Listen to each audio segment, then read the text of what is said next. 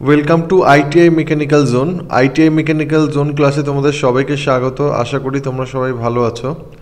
তো এই ক্লাসটা ওয়েল্ডিং থিওরি ক্লাসের তৃতীয় নম্বর ক্লাস হবে। আগের দুটো ক্লাস হয়েছে, আগের দুটো ক্লাসে ওয়েল্ডিং রিলেটেড যে সেফটি আছে সেই সেফটি চ্যাপ্টারগুলো আমরা পড়েছি। এই ক্লাসে আমরা safety equipment and their uses in welding, কী কী সেফটি ইকুইপমেন্ট আছে ওয়েল্ডিং করতে গেলে, কী কী সেফটি ইকুইপমেন্ট প্রয়োজন হয় সেইগুলো আমরা আজকে জানবো। তো ক্লাসটা আজকে শুরু করা যাক।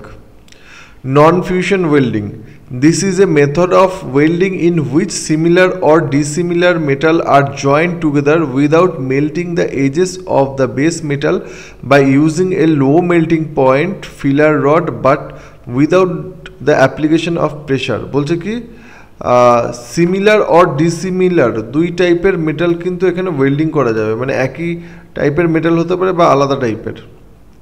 আর joint together without melting the edge of base metal, যে বেস মেটাল সেই বেস মেটালেরকে না গলিয়ে, এটাকে যে নন ফিউশন ওয়েল্ডিং, মানে পুরোপুরি গলবে না, হালকা একটু গলবে।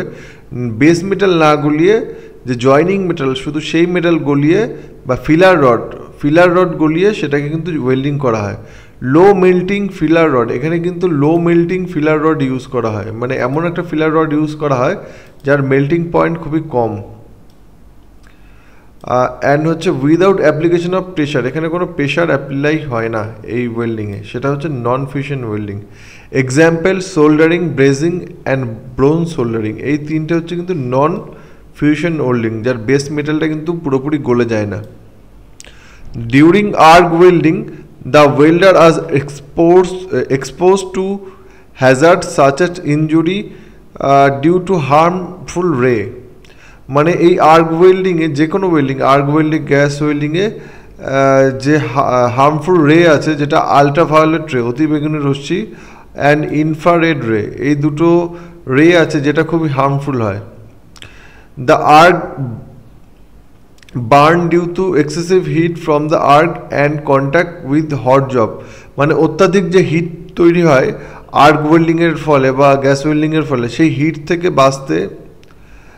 আর হচ্ছে কন্ট্যাক্ট উইথ হট জব, মানে গরম যে জব, ওয়েল্ডিং করার ফলে যে জবটা আমরা পাই সেটা ইনস্ট্যান্টলি খুব গরম থাকে, সেই গরম জবের হাত থেকে বাঁচতে ইলেকট্রিক শক, আর্ক ওয়েল্ডিংয়ে ইলেকট্রিক শক লাগতে পারে। টক্সিক ফিউম, যে আর্ক ওয়েল্ডিংয়ের ফলে যে গ্যাসগুলো তৈরি হয় সেই গ্যাসগুলো খুবই বিষাক্ত হয়।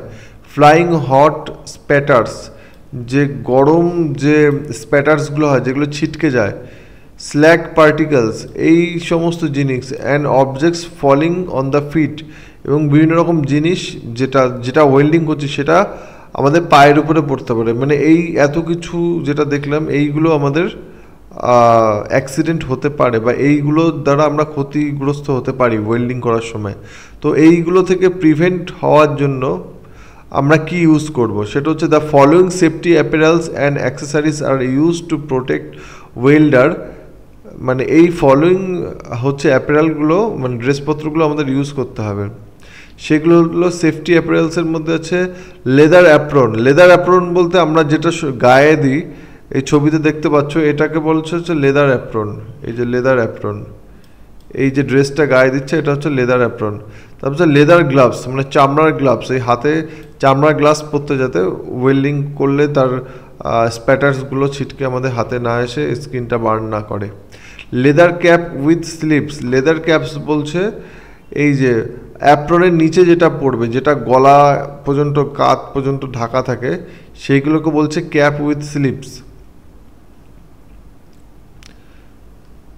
তারপর বলেছে ইন্ডাস্ট্রিয়াল সেফটি শু, যে এই শুগুলো থাকে, এই শুগুলো স্পেশালি ডিজাইন করা হয় ইন্ডাস্ট্রিজ পারপাসে, যাতে পায়ে গরম কিছু পড়লে যাতে আমাদের পায়ের কোনো ক্ষতিগ্রস্ত না হয়। এবং এর মাঝে কিন্তু একটা স্টিলের একটা সোল থাকে, যার ফলে কোনো রকম পেরেক এর শুয়ের মধ্যে ঢুকতে না পারে, বা ভারী কিছু পড়লে যাতে আঙুলে ক্ষতিগ্রস্ত না হয়।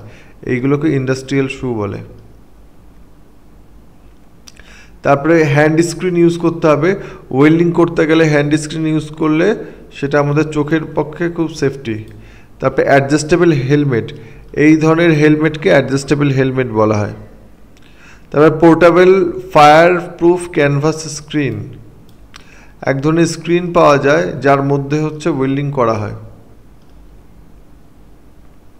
তারপরে চিপিং গ্রাইন্ডিং গুগলস, এই যে গুগলসগুলো পাওয়া যায়, এই গুগলসগুলো চিপিং করতে এবং গ্রাইন্ডিং করতে কাজে লাগে। গুগলসের ছবিটা কোথায় গেল, যে ছবি এখানে দেখাচ্ছে না।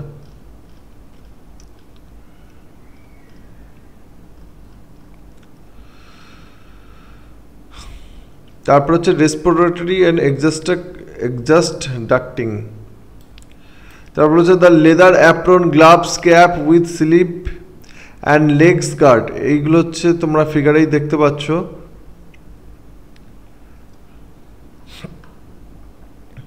আর use to protect the body, hand, arm, neck, chest, বডির এই পার্টগুলো, হাত পা মানে ঘাড়, এই বুক, এই জিনিসগুলো হিট রেডিয়েশন এবং গরম hot spatters from the arc এর হাত থেকে রক্ষা করে।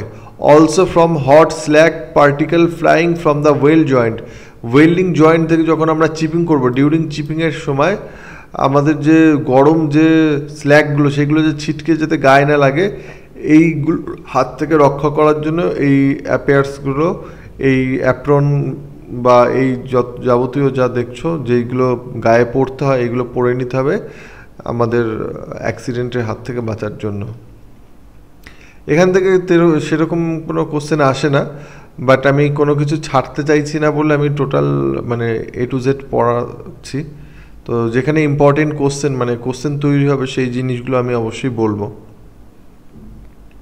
The above safety apparel should not be choose while wearing them and suitable size to be selected by the welder. বলেছে এই অ্যাভব যে সেফটি যে ড্রেসেসগুলো আছে, অ্যাপারেলসগুলো আছে, সেইগুলো শুড নট বি লুজ, এইগুলো যেন কোনো রকমভাবে ঢিলা না হয়, এবং সুইটেবল সাইজ, একটা সুইটেবল সাইজ হয় যাতে ওয়েল্ডারের গায়ে সেটা ফিট হয়। The industrial safety boot use to avoid sleeping, industrial যে সেফটি বুট থাকে সেটা স্লিপ হয় না, স্লিপ হওয়া থেকে অ্যাভয়েড করে, মানে ওর নিচে এমন গ্রিপ দেওয়া থাকে যাতে স্লিপ না হয়। Injury to the toes and ankles on the foot, যাতে পায়ের যে টো আছে আর অ্যাঙ্কেল আছে সেখানে যাতে ইঞ্জুরি না হয়। It also protect the welder from electric shock, এইগুলো ইলেকট্রিক শকের হাত থেকে রক্ষা করে।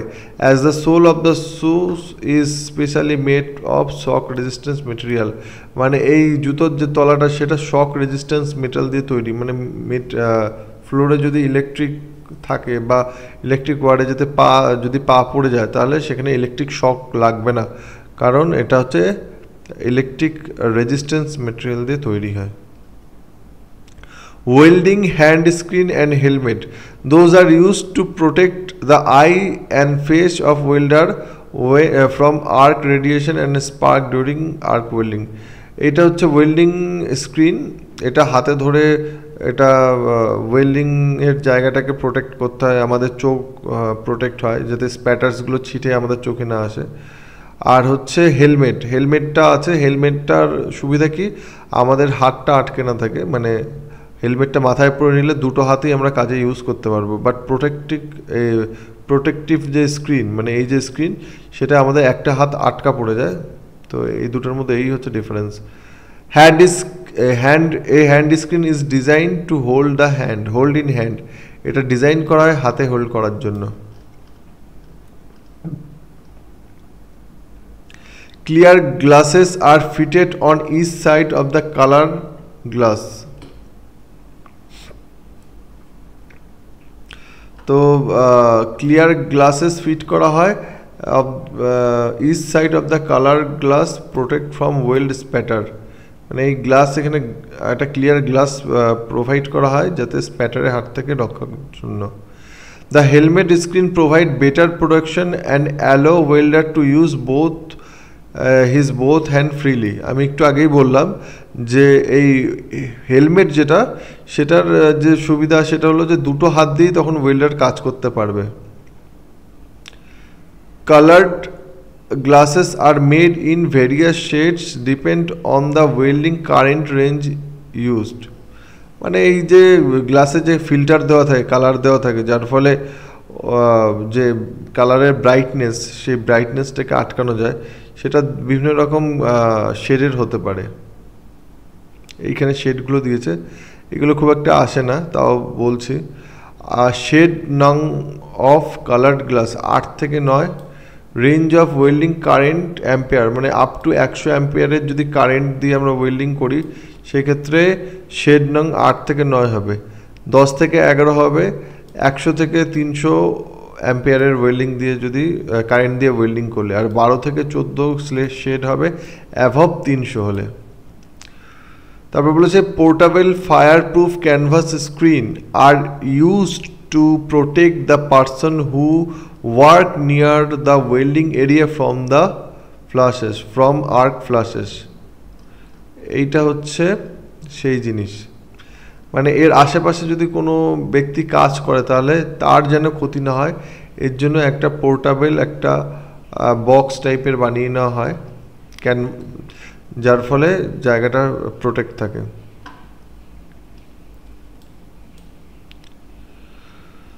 Plain goggles are used to protect eyes while chipping and slag or grinding the job. আমরা যখন ওয়েল্ডিং করব না, ওয়েল্ডিংয়ের পরে যদি চিপিং করতে হয় ওয়েল্ডিংয়ে এক্সেস মেটেরিয়ালটাকে রিমুভ করার জন্য বা গ্রাইন্ডিং করতে হয়, সেক্ষেত্রে কিন্তু আমরা প্লেন গুগল ইউজ করব, মানে সাধারণ চশমা ইউজ করব। সেক্ষেত্রে কিন্তু এই কালারফুল চশমা ইউজ করার কোনো দরকার নেই, তার কারণ সেখানে তো ব্রাইটনেস মানে লাইট তৈরি হচ্ছে না, যার ফলে চোখের কোনো ক্ষতি হবে না। শুধু চিপিং করলে যাতে জিনিসগুলো ছিটে না আসে তার জন্য প্লেন গুগল ইউজ করতে হবে। It is made of backlight frame fitted with clear glasses and elastic band to hold the securely on the operator head. মানে এটা এরকম রাবারের একটা হচ্ছে গ্লাস দেওয়া থাকে, ব্যাকলাইট ফ্রেমের গ্লাস দেওয়া থাকে, আর একটা এলাস্টিকের ব্যান্ড দেওয়া থাকে যাতে অপারেটরের চোখে এটা ফিট হয়ে যায় easily. It is designed to comfortable fit, proper ventilation and full protection from all sides. Sometimes toxic fumes and heavy smoke may be liberated from the welding while welding non-ferrous metal like brass. Use a respiratory and use exhaust ducts and fan near to the welding area. Avoid inhaling the toxic fume and smoke. এখানে কি বলেছে, এরকম একটা exhaust লাগাতে হবে যেখান থেকে এখানে একটা ফ্যান লাগানো থাকবে যার অপোজিট প্রান্তে। এখানে ওয়েল্ডিং করলে যে বিষাক্ত গ্যাসটা বেরাচ্ছে সেই গ্যাসটা যাতে এর ভেতর দিয়ে ঢুকে বাইরে বেরিয়ে যায়, যাতে এই বিষাক্ত গ্যাস যদি ওয়েল্ডার ইনহেল করে মানে তার নাকের মধ্যে ঢুকে যায়, শ্বাস প্রশ্বাসের মধ্যে ঢুকে যায়, তাহলে তার ক্ষতি হতে পারে। তো এই হচ্ছে আজকের ক্লাস, সেফটি রিলেটেড ক্লাস এখানেই শেষ হলো। পরের ক্লাসে আমরা ওয়েল্ডিংয়ের আরও থিওরিগুলো পড়ব, সেফটিটা টোটাল শেষ হলো। এবার যে পরের ক্লাসে যে থিওরিগুলো পড়বো সেগুলো ভীষণ ইম্পর্ট্যান্ট এবং এখান থেকে প্রচুর কোশ্চেন আসে। আর টোটাল থিওরি কমপ্লিট হলে আমরা দেন এমসিকিউ ক্লাসগুলো স্টার্ট করব। আজকের এই তৃতীয় নম্বর ক্লাস, আজকের ক্লাসে টোটাল ওয়েল্ডিংয়ের যত সেফটি যাবতীয় ব্যাপার ছিল এবং আজকের ক্লাসে সেটা শেষ হলো। তো ক্লাস কেমন লাগলো তোমরা জানিও। পরের ক্লাসগুলো যখন এমসিকিউ ক্লাসগুলো আনবো সেই ক্লাসগুলো অনেক বেশি ইন্টারেস্টিং হবে। আর যাদের থিওরি ক্লিয়ার নেই, তোমরা থিওরি যদি আগে দেখে নাও দেন এমসিকিউ দেখো, তাহলে ক্লাসগুলো বুঝতে অনেক সুবিধা হবে এবং নিজে থেকেই সেই কোশ্চেনের অ্যান্সারগুলো করতে পারবে। বাট যাদের থিওরি অলরেডি কমপ্লিট করা আছে তারা ডাইরেক্ট এমসিকিউ কোশ্চেনের সিরিজগুলো দেখতে পারো। তো ক্লাস এখানেই শেষ হলো। তো সবাই ভালো থেকো, আবার দেখা হচ্ছে নেক্সট ক্লাসে। Good bye.